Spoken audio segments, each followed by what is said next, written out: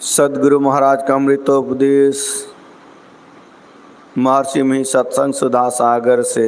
प्यारे लोगों, यदि शैल समं पापम विस्तीर्णम बहुयोजनम भिद्यते ध्यान योगेन नान्यो भेदः कदाचन। बीजाक्षरं परम वेदं नादं तस्योपरि स्थितं सशब्दं चाक्षरे चीनि निःशब्दं परमं पदम। ध्यान बिंदु उपनिषद।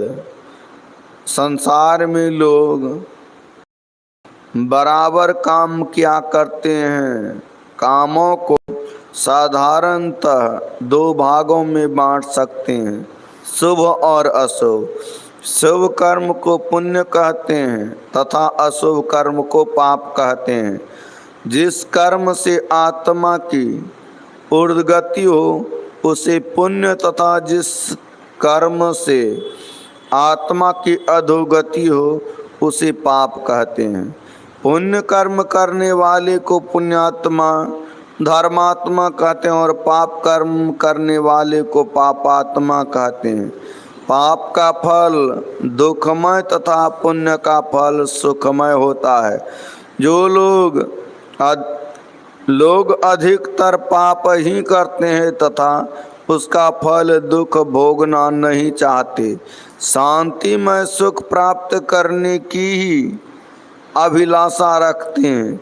फिर लोग यह भी समझते हैं कि पाप किया फिर पुण्य करने पर पाप कट जाएगा, किंतु ऐसा नहीं होता।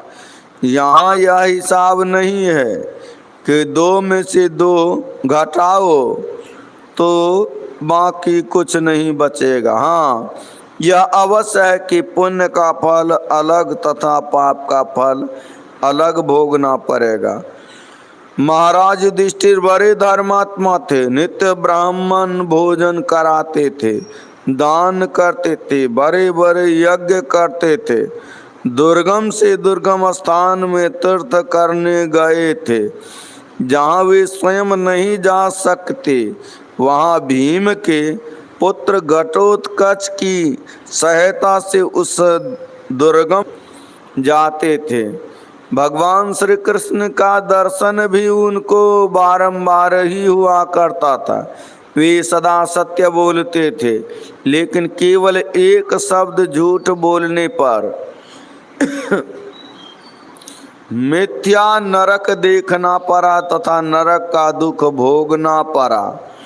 जैसा कि महाभारत में लिखा है, तप दान पुण्य तीर्थ यज्ञ आदि कितना शुभ कर्म पुण्य कर्म उन्होंने किया, किंतु इतने पुण्य करने पर भी एक झूठ बोलने के कर्म फल से नहीं बच सके।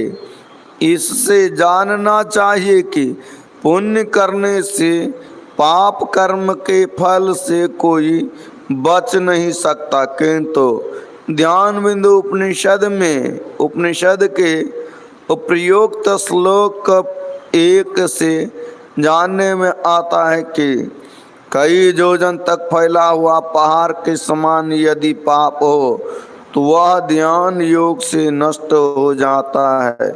इसके समान पापों का नाश करने वाला कभी कुछ नहीं हुआ है। श्री सद्गुरु महाराज की जय।